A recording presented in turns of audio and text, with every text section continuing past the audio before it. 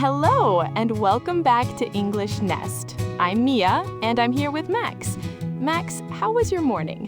Honestly, Mia, I had 3 meetings before 10 a.m., and I'm running on my 3rd coffee, so I'm doing great, theoretically. That is very relatable. The corporate caffeine drip keeping everyone functional. Today we are talking about work and career, such an important topic in English conversation. Because it comes up constantly. When you meet someone new in English, one of the first questions is almost always, "What do you do?" And being able to answer that clearly and ask good follow-up questions is really essential. And work vocabulary extends way beyond just describing your job. It includes talking about your workplace culture, your colleagues, your work habits, your career goals, work-life balance. All of it comes up regularly. Let's start with our own jobs, because that's always the most interesting way into a topic. Mia, tell our listeners what you do. Really paint the picture. Okay, so I'm a graphic designer. I've been doing it for about 6 years now. I work in the entertainment industry here in Los Angeles, which is a really specific and interesting world.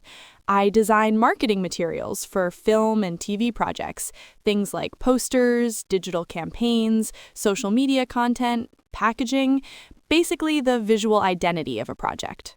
That sounds incredibly creative. What does a typical day look like for you? No 2 days are the same, honestly, which is one of the things I love about it. Some days I'm in back-to-back client meetings presenting concepts.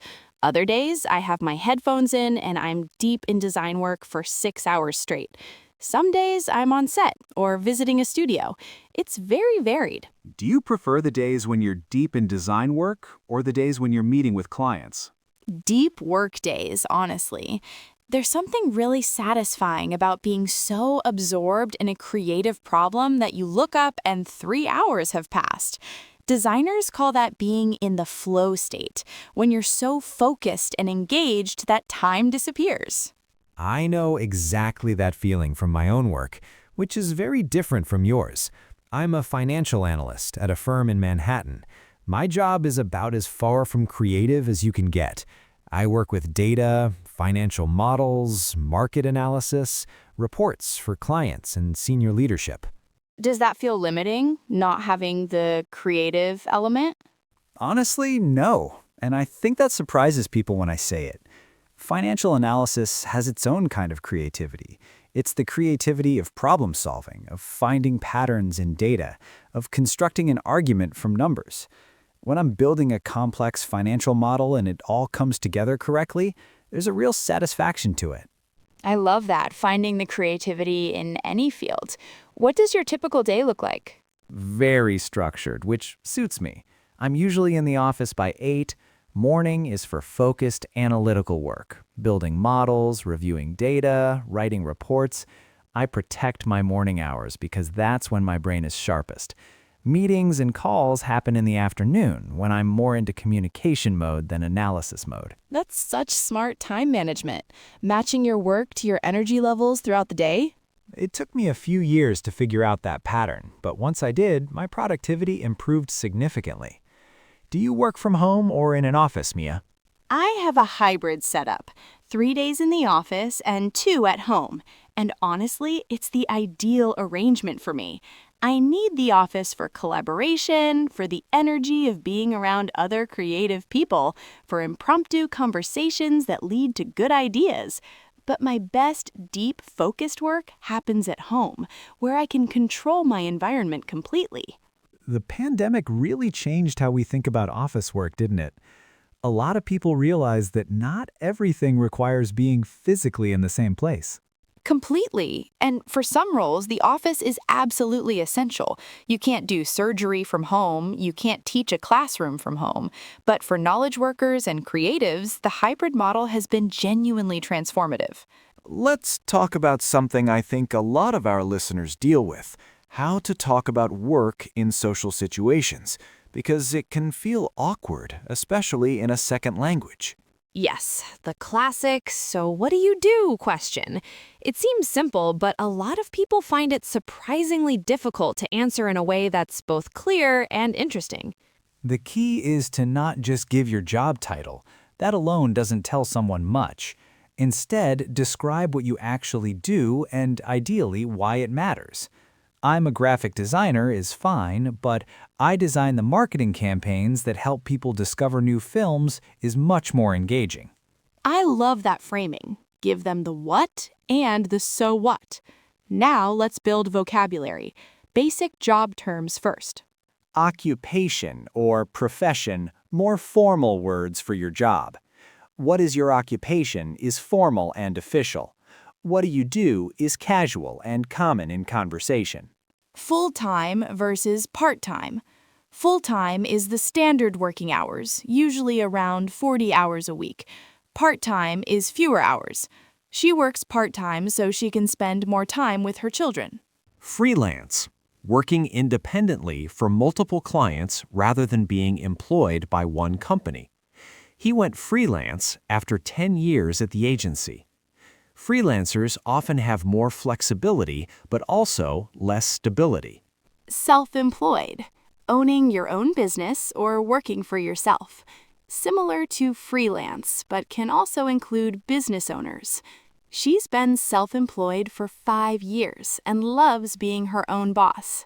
Salary, a fixed amount of money earned per year, usually paid monthly or bi-weekly. Commission, pay based on performance, common in sales. Bonus, extra pay on top of salary, often tied to performance or company results. Benefits. Things your employer provides beyond your basic salary. Health insurance, dental insurance, pension contributions, paid vacation time, parental leave. The salary is good and the benefits package is excellent. Colleagues, the people you work with. Note this word is neutral. It just means coworkers. Your colleague might also be a friend, but the word itself doesn't imply friendship. Manager. The person directly above you in the hierarchy who oversees your work. My manager gave me really helpful feedback on the project. HR, or Human Resources, the department that handles hiring, employee relations, and company policies. Performance review, or appraisal, a formal evaluation of your work, usually annual. My performance review is next month. I need to prepare. These can be nerve-wracking, but they're important for career growth. Workload. The total amount of work you're responsible for. My workload has been really heavy this month. I'm struggling to manage my workload. My workload is manageable right now. Deadline, the date or time by which something must be finished. Possibly the most stressful word in the professional vocabulary. The deadline is Friday at 5 p.m. I'm under deadline pressure right now. Overtime. Working beyond your regular hours, often for extra pay. She worked overtime all week to finish the project. In some industries and countries, overtime pay is legally required.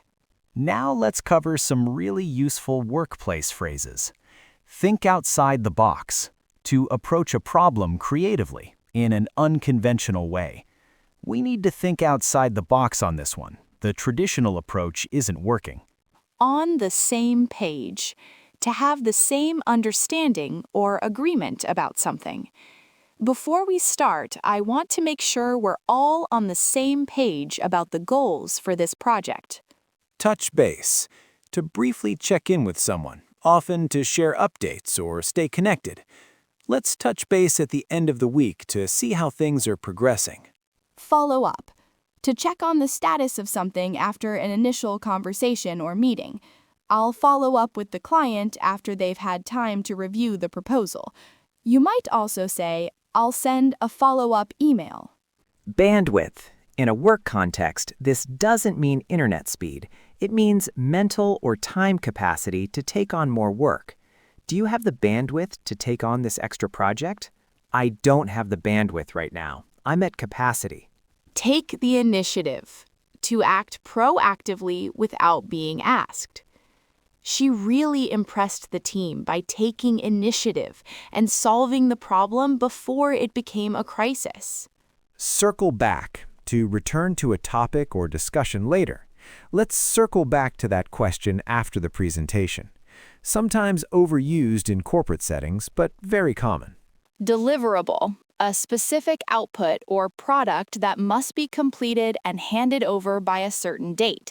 The deliverables for this project are a final design, a style guide, and 3 social media templates. Stakeholder. Anyone who has an interest in a project or business. Clients, customers, employees, management. We need to consider the needs of all stakeholders before making this decision. Now let's talk about work-life balance, because this is one of the most important workplace conversations happening globally right now. Work-life balance, the idea of having a healthy, sustainable division between your professional life and your personal life. It sounds simple, but achieving it is actually really challenging for a lot of people. In some industries and cultures, there's an expectation of always being available, answering emails at night, working weekends, never truly switching off. And research increasingly shows that this is not just bad for employees, it's actually bad for business too.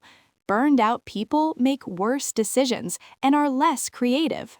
I set boundaries around my work.